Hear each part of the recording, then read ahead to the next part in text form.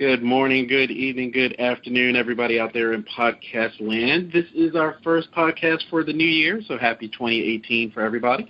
This is Intrinsic Motivation from a homie's perspective. I am Hamza. And I am David.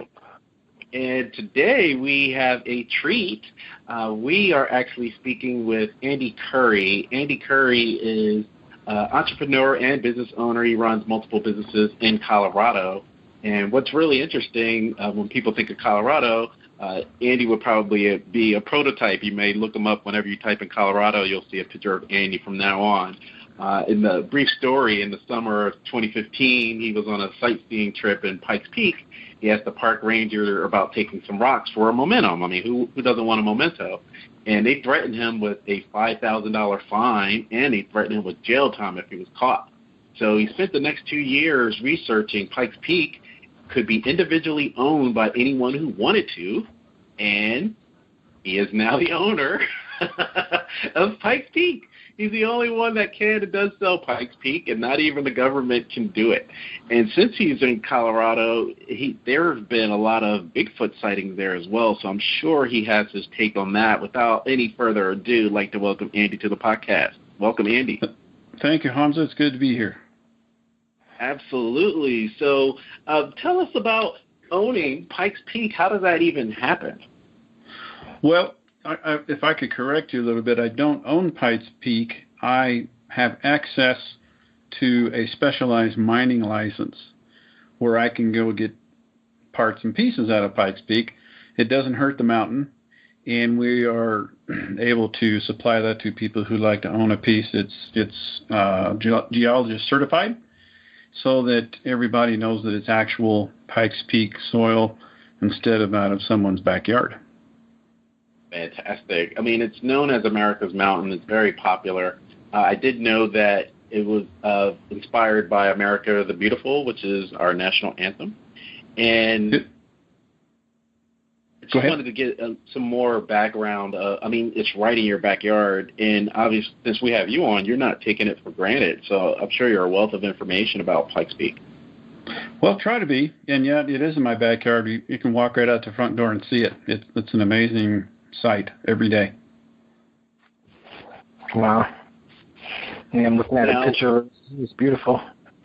Yeah, I mean, it's very scenic. And you're from Colorado, or you moved to Colorado?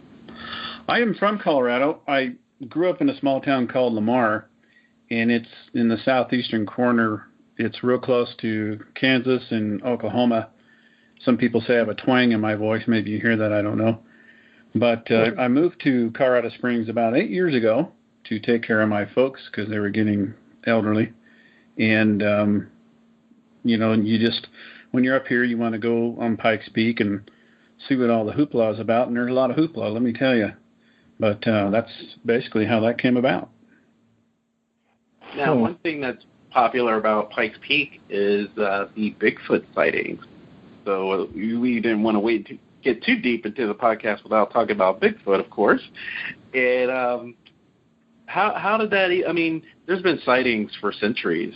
What's the history of Bigfoot in Colorado? You know, it's real interesting. I don't know that Bigfoot has been sighted anywhere else in Colorado, but apparently Pikes Peak is pretty famous for it because as you drive up the mountain, there's a place where you pay $10 per person in your car. That's how they fund the highway to take care of it and the rangers and such. And so once you pay, about 2 miles up on the right-hand side, you will see an actual sign on the highway that says, "Due to sightings in the area of a creature resembling Bigfoot, this sign has been posted for your safety."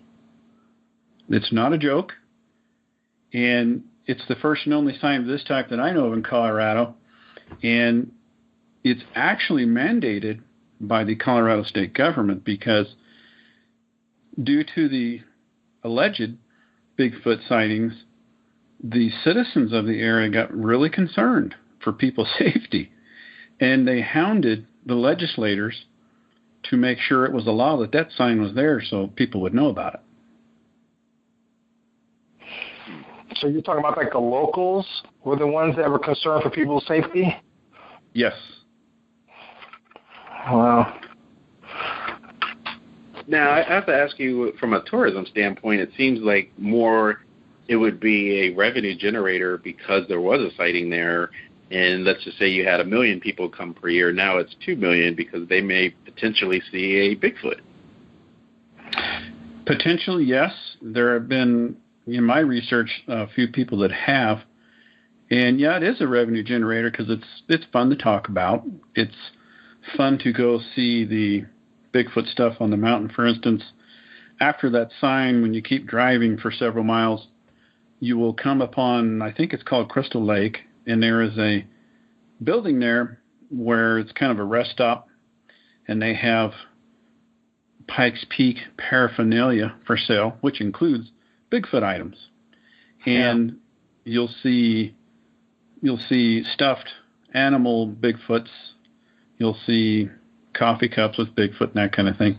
But what's pretty neat is on the west side of the building, up by the bathrooms, there is a big log that somebody had carved, I think, with a chainsaw and made a Bigfoot statue. And below it, on the ground, is a cement cast of a footprint that was found. And it looks sort of like a human foot, but sort of not, which you would kind of expect that, I think. And when I put my shoe in there, and I wear a 10.5 to an 11 shoe, if I remember right, it was about 3 or 4 inches longer than that, but it was quite a bit wider.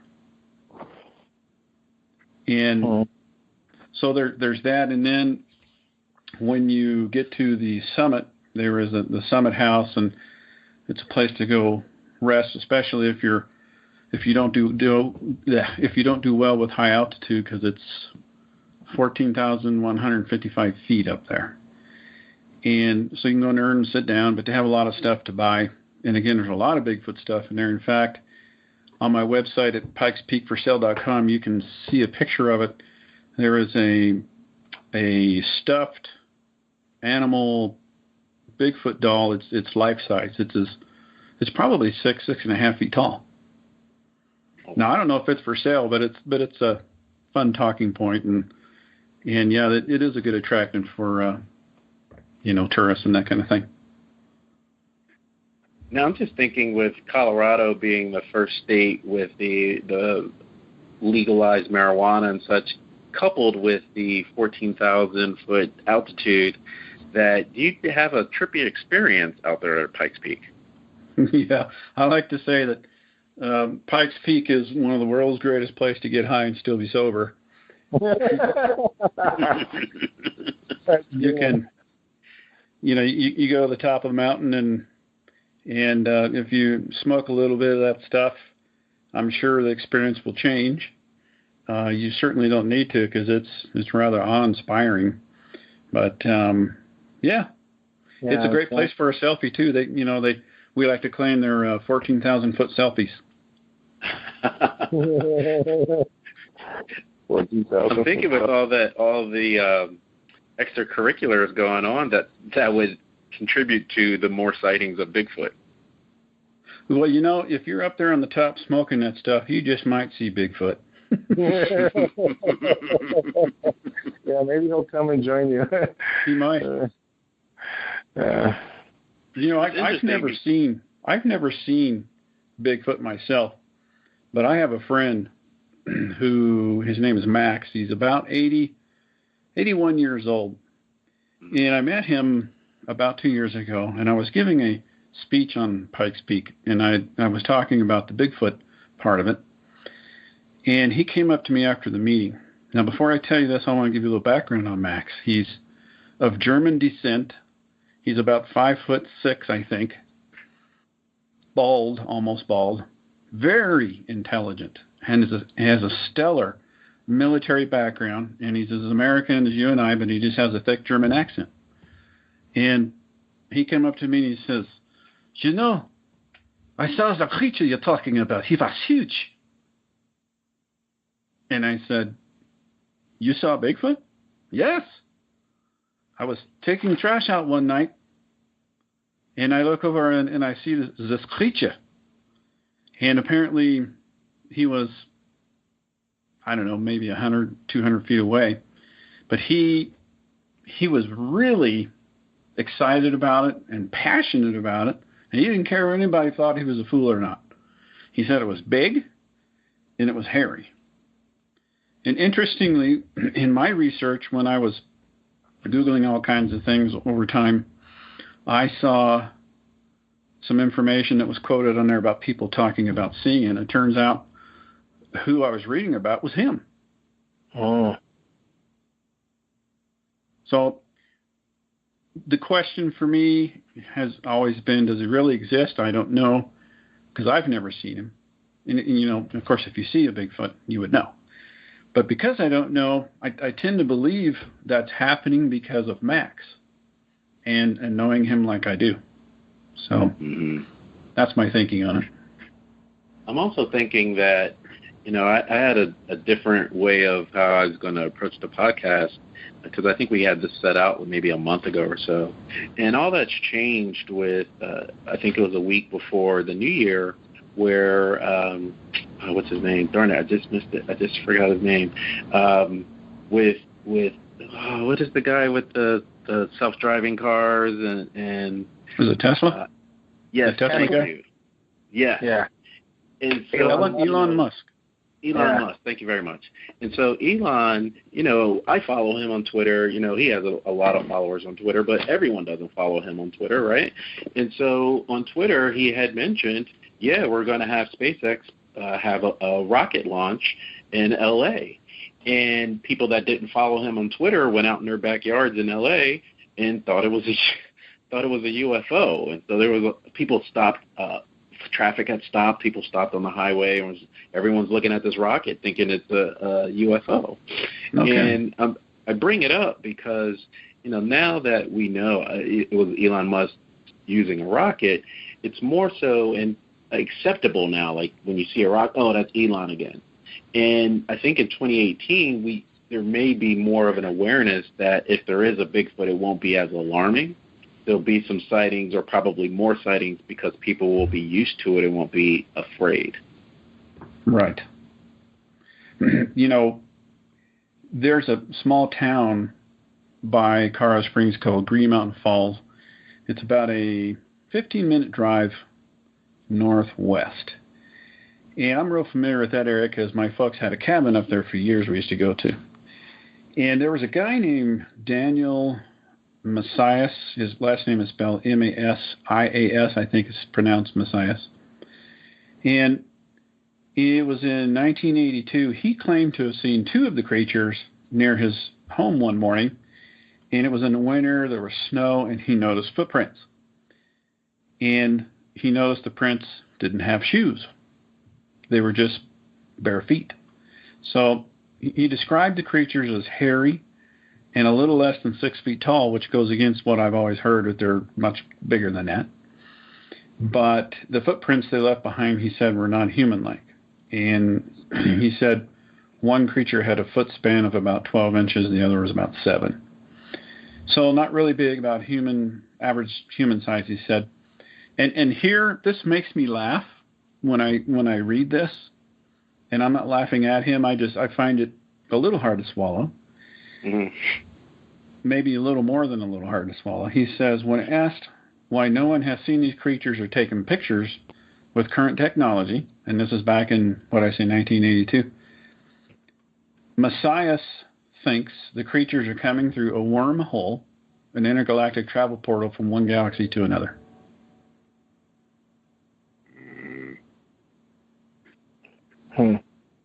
Tall tales. Who knows? Yeah, and the interesting thing about that theory is it can't be refuted. Right. Well, you know, that's what makes me think, right? Because it was 1982 when this happened. And in 2018, more and more people have video security on their homes. So you can kind of always look back at the footage, potentially, right? So I think that's where we could potentially see more visions of it. and refute whether or not they were coming through a wormhole. Yes, I agree. And you know, they've got those, what do they call them, wildlife cameras. They set it on a tree or in a bush, and they just sit there and create footage. So if something's going to happen, why, surely that would happen there. Yeah. You know, it's funny.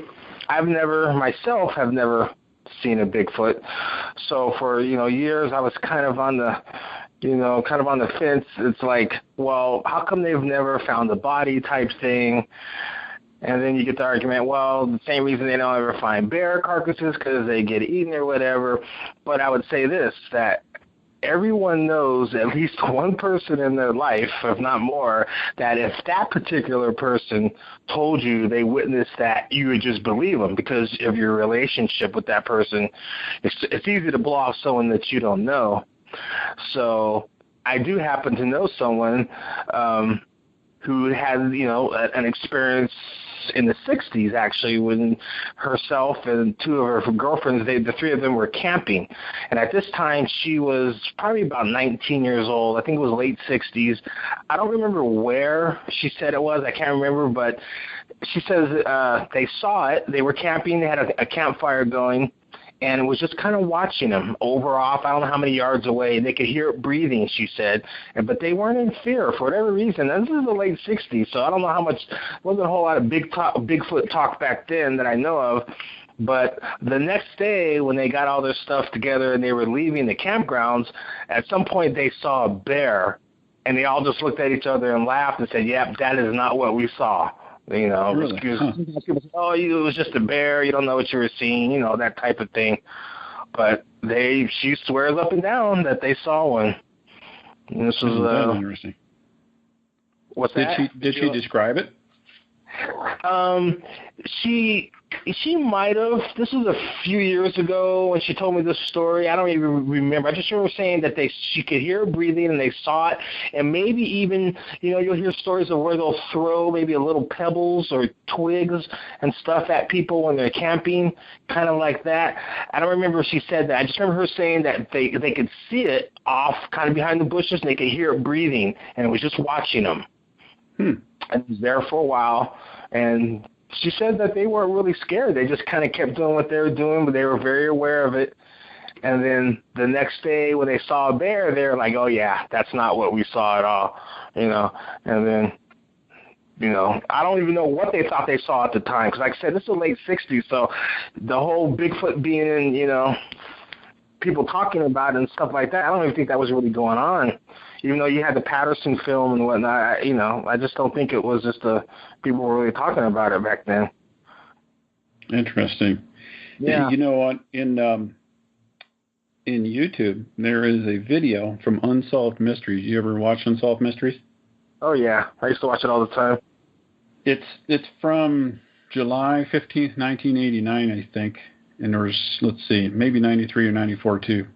But they were talking about different sightings, and they had mentioned the Green Mountain Falls one that I had mentioned earlier.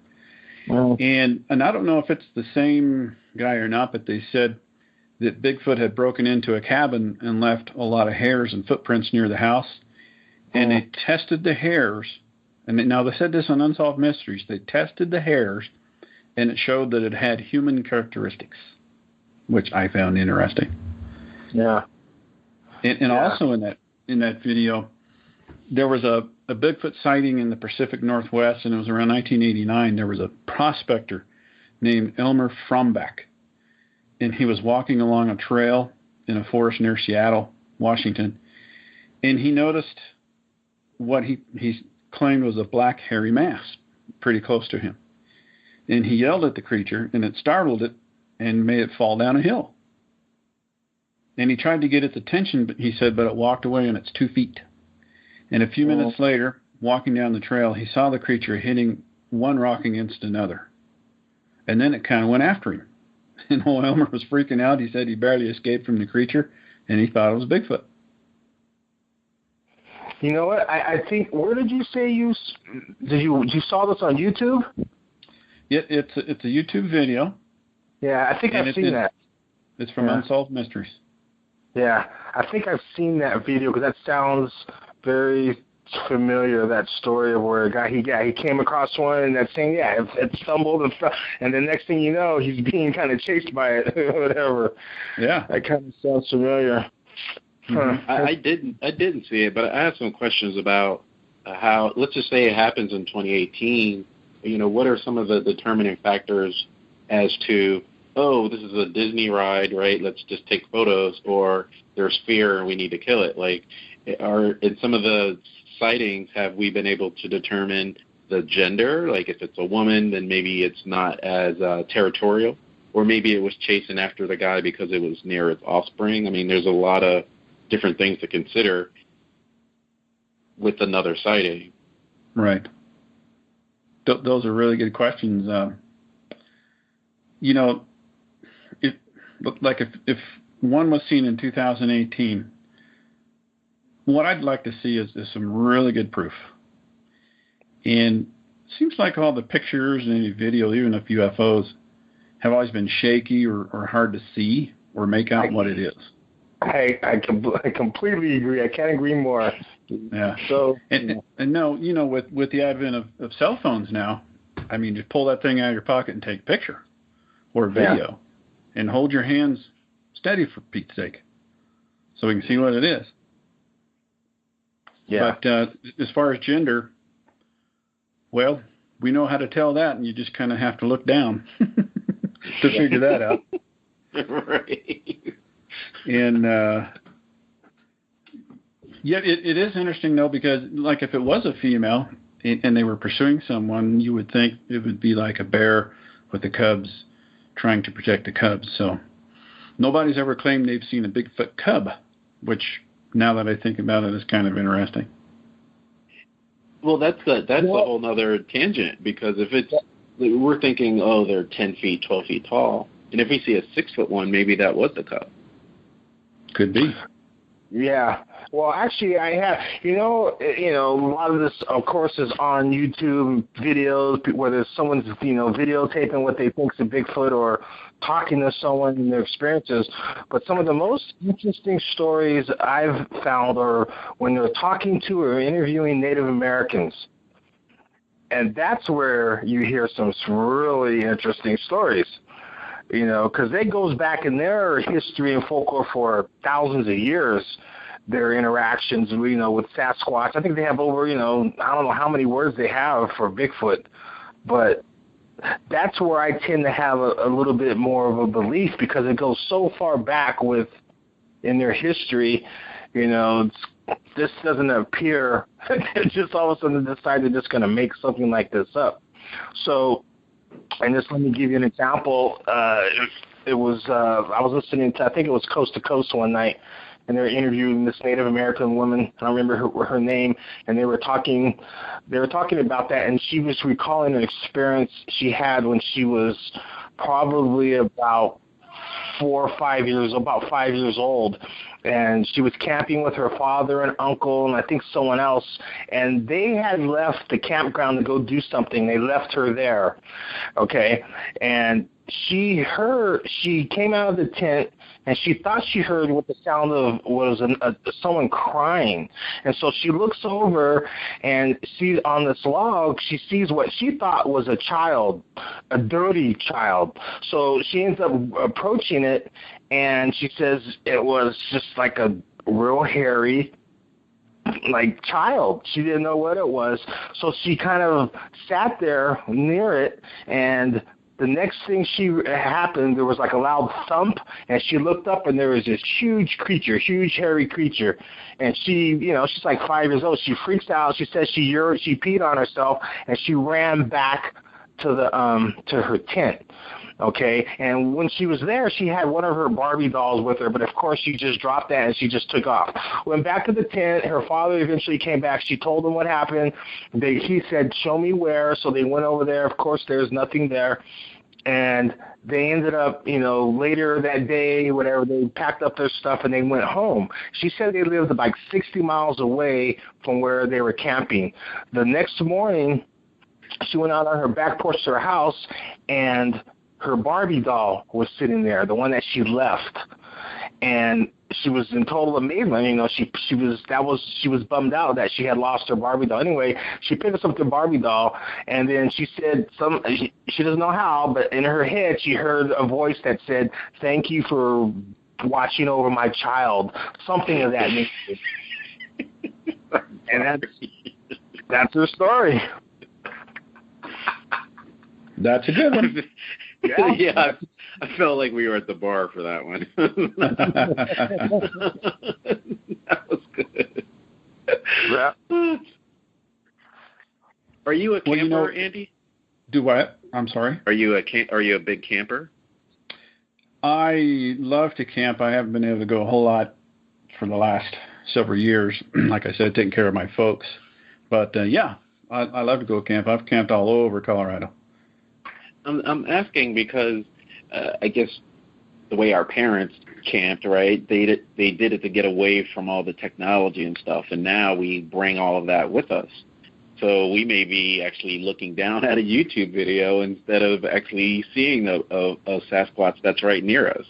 So I was just wondering, right? It's like, okay, well, what's it like to camp out at Pikes Peak today? And that would increase the likelihood of actually having a sighting. You know, I've never camped out on Pikes Peak. I don't think on the road up to the summit you can do that, but there is a trail one can climb, and boy, from what I read, you got to be in really good shape, that you can camp on the way up. So if you were going to see something, that would be the place. And you know, with as much activity as there is on the mountain with cars and such, and you know how animals, you know, are driven away from that because of the noise and they're scared. If perhaps Bigfoot does exist and they're scared, they may be staying away. Mm-hmm. Wow. Yeah, I was thinking that, and then listening to David's story, you know, they're picking up on our scents. So, you know, they probably followed the little girl because she did urinate on herself. It was easier to find her, right? And then, you know, some hunters, I know some deer hunters here in Georgia, and they wear some type of something to mask their human scent, and that way they're easy, or it enables them to get closer to the deer when they're hunting. So it'd be interesting, you know, in 2018 and beyond, if there's going to, and there probably already is, that's probably why I'm talking about it, but there may be more product to buy. Like if you want to see Bigfoot, I'm just thinking of the 1860s when it was like, go west because you're going to find gold, and all the people that made money were the ones that sold the pickaxes. So it was like, okay, here's the paraphernalia to find Bigfoot, and everybody's, you know, buying all this stuff, but they'll never see it. What a great idea. Yeah. Right. I may put that on the website. Yeah. We're going to go into business. Hide your scent from Bigfoot. Hair testing follicle kit. Exactly. I love it. Well, how about an English to Bigfoot, you know, dictionary, so that way you can communicate with them. Yeah. If you can pronounce these words, then you're in good shape. That's it. It's not that far off. I'm a big tech guy, tech geek, and so, you know, there's software that is in beta that I'm sure in 2018 and beyond it'll be more mainstream. But, you know, when you used to go to Europe and you try to speak another language, you had your thesaurus or your dictionary in your back pocket trying to speak broken language. You know, it's not your native language. And now with technology, you can speak kind of like to Siri, and it will respond back out into the person's native tongue, and you can have a greater conversation. So at some point, since we're spitballing here, there'll be like a Bigfoot vernacular, like, no, this is the Bigfoot from California versus the Bigfoot from Colorado. Yeah, and unfortunately, whoever creates that would have to know what Bigfoot says, because if you could actually talk with one and you accidentally said, your mother wears combat boots and she never went barefoot, you might get 8. That's right. Your mama looks like a Bigfoot. Your mama shaves her hair, you know, you never know. Right. Pikes Peak is also known for, Bigfoot and some of the other things, but I was just looking at some of the background information about it was once known to have cave-dwelling men eating rats. What's the story behind that? Yeah, that's an interesting story. It came from the 1800s, and in 1873, the U.S. Signal Service, it was actually an early weather bureau, and they built a telegraph station on the summit to monitor the weather.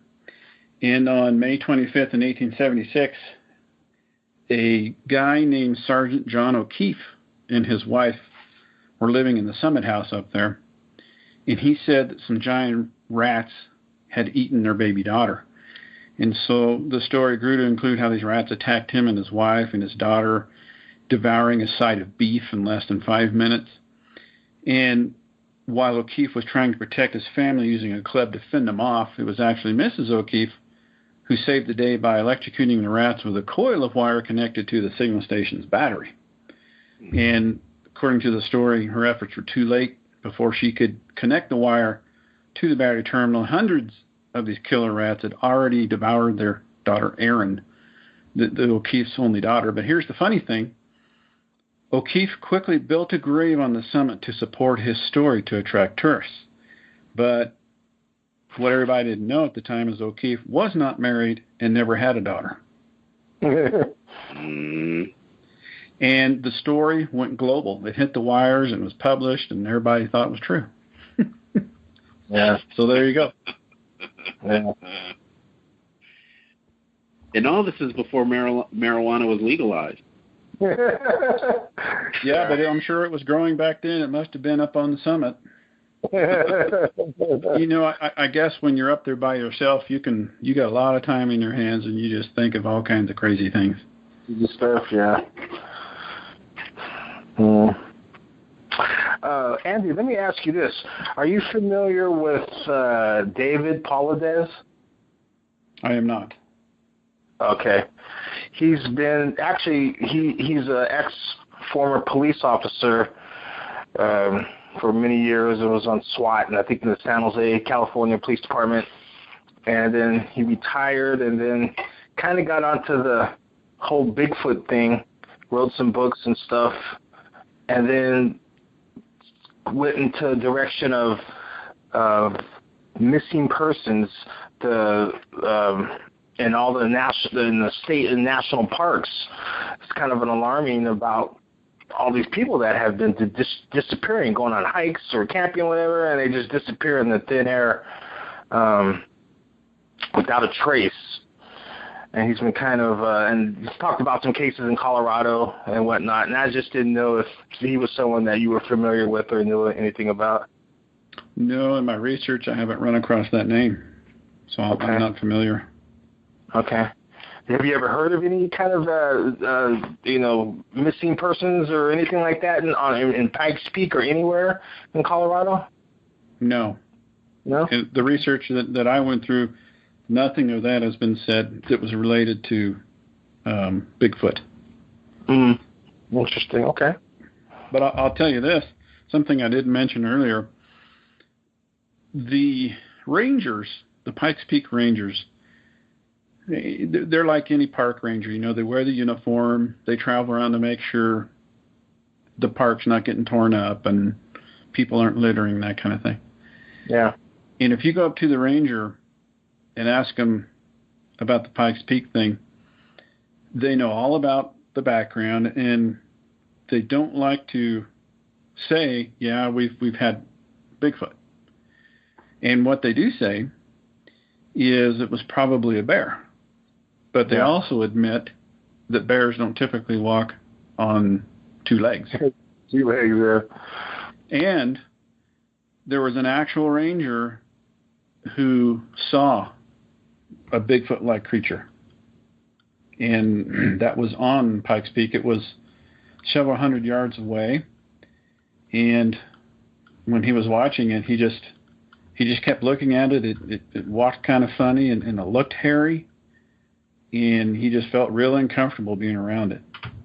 So he's the only ranger out of all the rangers that have admitted to at least seeing something like it. Yeah. Interesting. Well, interesting enough, this guy, David Pauldis, how he even got onto this missing person thing was through a ranger. He was up in, I think it might have been Yosemite, and one of the rangers up there just approached him and said, started talking about some of the missing cases and how strange some of the facts and everything were and whatnot, and said to him, this is something maybe you might want to look into. So he said, okay, I'll check it out. And that's what led, the more and more he investigated and checked it out, the more mysterious it kind of got. And things just weren't, people with their child, with their 6-year-old child or something, and he just disappears. They just look and he's just gone. They can't find him. And then when they find him, he's like 2 miles away up on a ledge where he couldn't have possibly climbed up on his own type thing. They send all these searchers out to look, and they, or they just don't find them at all. People at all, they're just gone. So that was kind of a warning to him, and then he just started checking it out more and more, and it's just morphed into where it's at today, where it's just, he's like, hey, and this is happening in other places like Australia, all over the world, actually, he's saying. But, yeah, it's kind of interesting. Well, I'll tell you what, if I had the money to retire and just go check it out, I think that'd be a lot of fun to see what you could learn from other people, just to hear what's going on about that. That would be interesting. Yeah, exactly. If we had the time to do something like that. In 1993, there was a Army National Guard sergeant. His name is Todd Neese, and he saw 3 Bigfoot-like creatures in Oregon. And he said the largest was about 9 foot tall, and all of them were walking upright. And he said another sergeant saw the same creatures that day. And they, at first, didn't want to say anything to each other because they didn't want to sound foolish. Yeah. And one thing led to another, and they go, yeah, I did see that. You saw that? Yeah.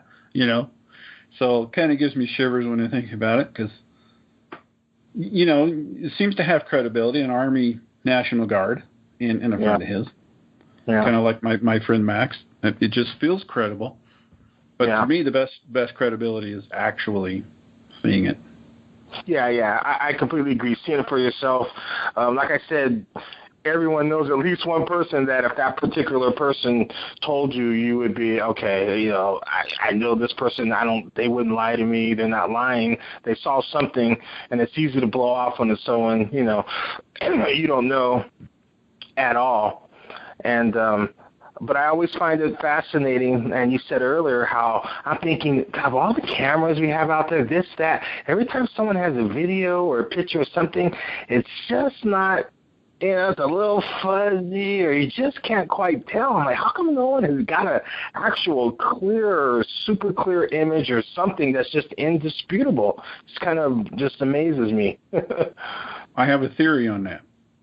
Okay. Have you ever seen the cartoon The Far Side? By Gary Larson? Well, I've heard of it, but I might have seen it. It was a long time ago, but I have. well, I don't think he does it anymore, but his cartoons were just absolutely hilarious. They're usually a 1-frame or a 2-frame. And the first frame, just at the top of the hill and just past the top of the hill, there's a bunch of cows standing on their back feet like us humans do. And a lot of them are drinking beer, having coffee, and socializing. You see groups of 2 talking, groups of 3, and then some of them are eating. And then in that same picture, one of the cows yells, "Car!" And in the next scene, it shows them all on all fours grazing. So maybe that's what Bigfoot's doing, huh? Yeah. Human. Look at the camera. They got technology now. We want to be a mystery. One thing that YouTube is really known for is taking down quote-unquote inflammatory content. So, in the era of fake news and all that, I don't think we're going to get that crystal clear photo or video, and if we do, it's going to be taken down, which I guess would contribute to greater lore. Like, look, they took it down. This is a real photo, and they won't let us post it. Every time we post it, they keep taking it down. right? Because it's like it could be cute to kind of talk about one Bigfoot, but like you mentioned, if there's groups of them, then it would raise your fear level to 100. Right. And then it would be panic, and then your tourism money would go away. Possibly so, or maybe severely increase. Who knows? But it's like I say, it's a big allure here, and even after all these years, one hasn't been spotted, but people still talk about it. Yeah. Well, I lived in New Mexico for a while, and it's the same thing with southern part of the state where Roswell is. That's a whole, they make a lot of money off the whole Roswell, the UFO crash. So they have the museum and they have cafes, and you can buy, the stickers and buttons and pictures and dolls and, alien dolls. And it's, they make a lot of money off of that. Oh, definitely. Yeah. One thing in David, or you actually talked about it, Andy, about the Ranger, one brave soul actually came out and admitted to seeing something, and doing some preliminary research with David Paulides that David Thompson was talking about. All of the Rangers, at least in California, were sworn to secrecy, like you were saying, like, oh no, this doesn't happen here, or that was a bear that you saw, because what was happening in California was there's a lot of foreign money that comes in because it's a huge tourist spot, and so to keep that revenue coming in, you gotta have to lightly or play on that of, there's nothing to fear, just continue spending your dollars. So it would be interesting, again, in 28, maybe I'm projecting, that if there is a sighting, I mean, there's always some PR spin behind it. And how would it happen? Like, maybe, what if the Bigfoots want some of their merchandising, right? They want some licensing for that. Or are we exploiting Bigfoot right now? Yeah, there's no food. There was no moisture, so give us a cut. And now we can build homes here because it's scenic, and now our habitat is being taken away. Yeah, interesting. I live in a area where it's very woodsy, and we have ordinances where we allow the wildlife to live, and there's always this big pushback because not society, but let's just say the growth around us wants to always infringe on this area, and all of the neighbors band together like, this is our piece of heaven, and we don't want you guys intruding on our space, and we wouldn't want that to one of America's treasures at Pikes Peak to happen either. No. Agreed. So another tall tale that I did notice was a sea monster being spotted in one of the lakes. Could you tell us a little bit about that? I can. There was, I'll warm you up ahead of time. It was the same Sergeant O'Keefe, I think. Again, he had lots of time on his hands, but no, actually, it wasn't. It was a guy named Sergeant Robert Seyboth, Seyboth, and it was in 1873. The Army had opened a single station on the summit of Pikes Peak again, and they signed 3 men to live there year-round, and Seyboth was one of the men. And one of the first reports by him said that on his recent climb, he had seen a sea monster in Mystic Lake. And that's the lake I mentioned earlier, where it's your first step, or first stop on the way up to the mountain, and where the statue, the carving is. Mm-hmm. And he said it was light brown in color, had small eyes, and was at least 100 foot long.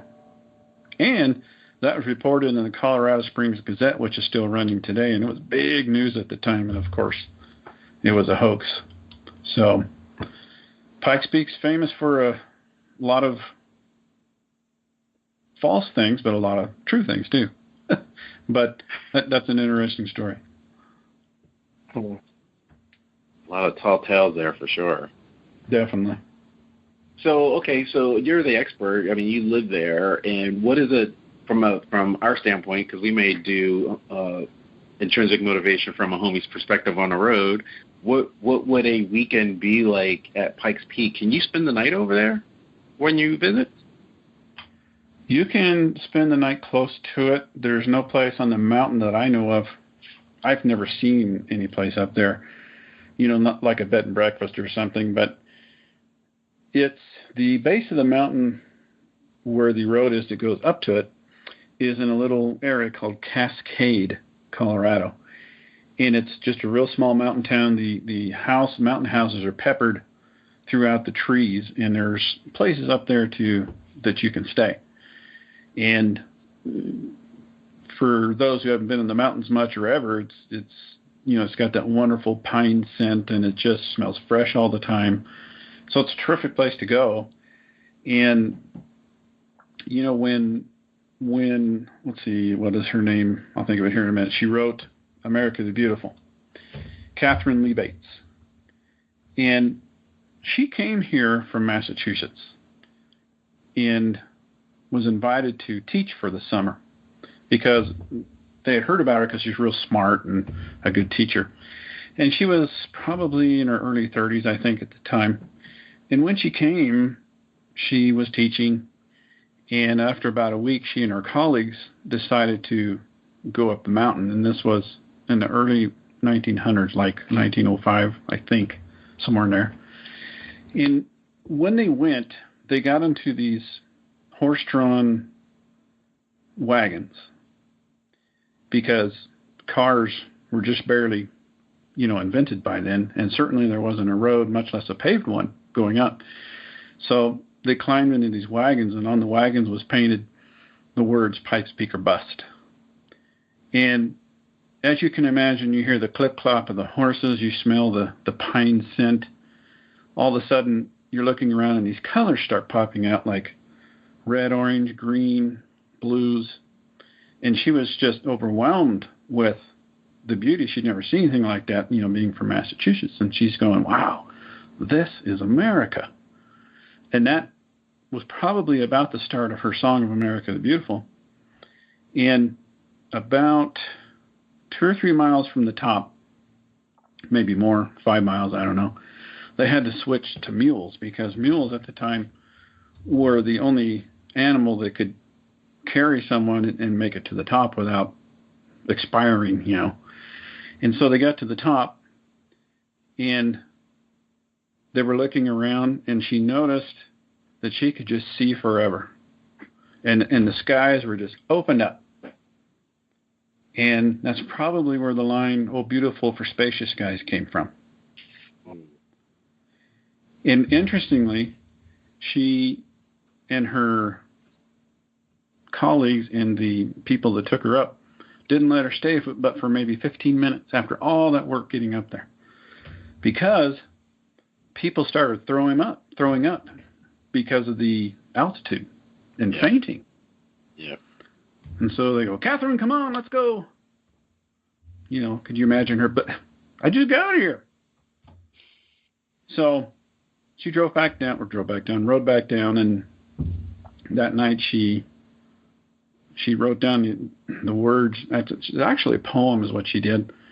And it wasn't until, I think, 10, 15 years later where a Baptist minister found the music to put to her poem, and that's where that music came from. She didn't write the music, but she did copyright the poem, and she made a whopping $5 from it and decided she wanted everybody to use it and just have fun with it, so she never made money from it. And interestingly, Herbert Hoover, one of our presidents, almost picked that song as our national anthem, but of course instead he chose Star Spangled Banner. Interesting. That was a great piece of history there, Andy. Yeah. That'll be $5. So I'm having my checklist here. I got to get a new phone so I can do a 14,000-foot selfie. I got to have a drone so I can be on the lookout for Bigfoot. And I have some extra money for my T-shirts and Bigfoot repellent and all that. Is there anything else I need on a trip to Pikes Peak? Make sure your camera is charged or your phone. Take lots of pictures. You'll want to get probably some Bigfoot paraphernalia, so a Bigfoot stuffed doll would be fun. Be sure to, you're going to want to know where to stop. Just ask the rangers, because they'll tell you where all these things are.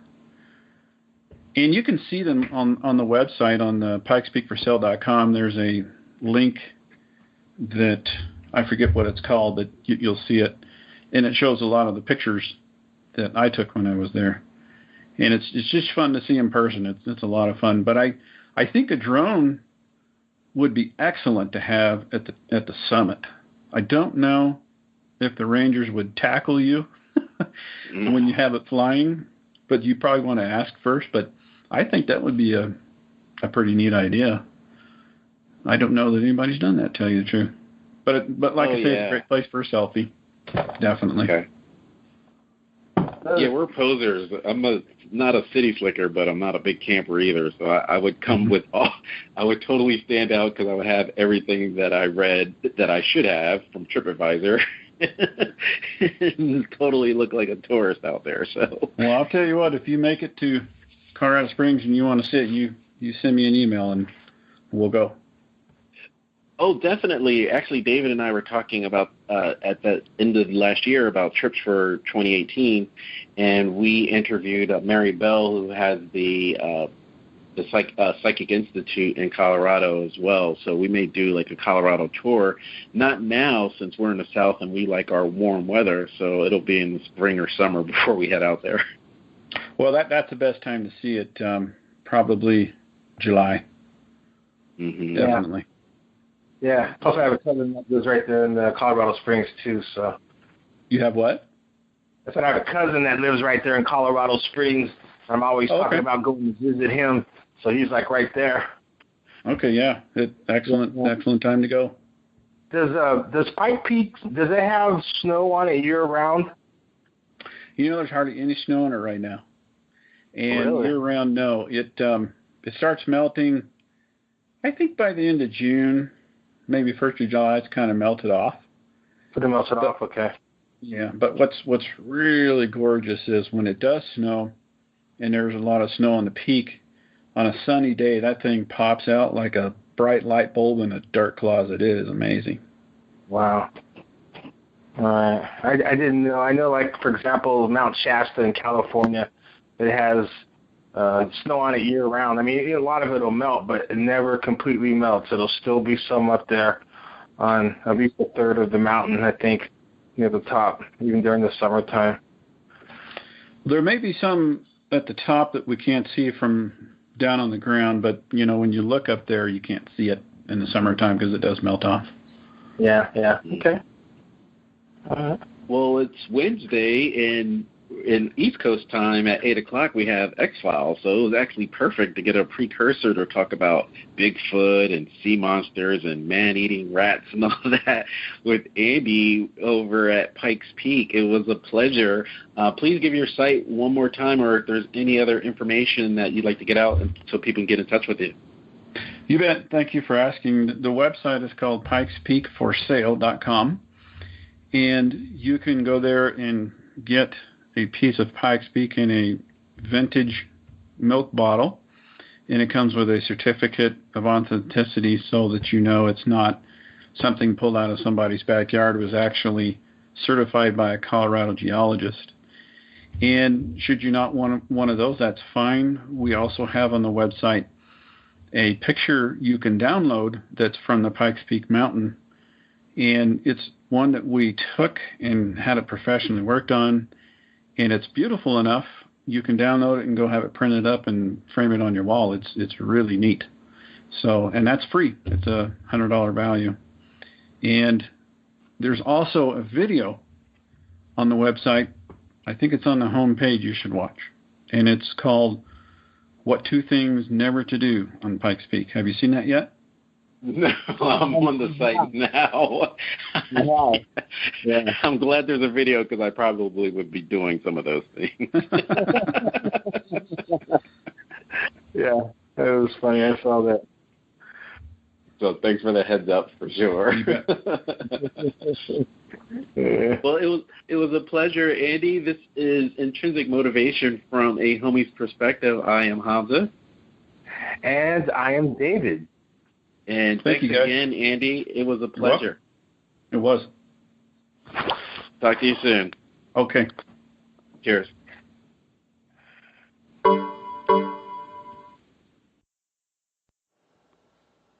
Thanks again for checking out another episode of Intrinsic Motivation from a Homie's Perspective podcast. Please check us out on our website at intrinsicmotivation.life, where you can click on the Speak Pipe button and leave any suggestions for future podcasts that you'd like us to cover. Also, check us out on our social media sites. We have a YouTube channel, Facebook page, iTunes podcast, in addition to Stitcher and Google Play, all under Intrinsic Motivation from a Homie's Perspective. Check you out next time. Have a great day.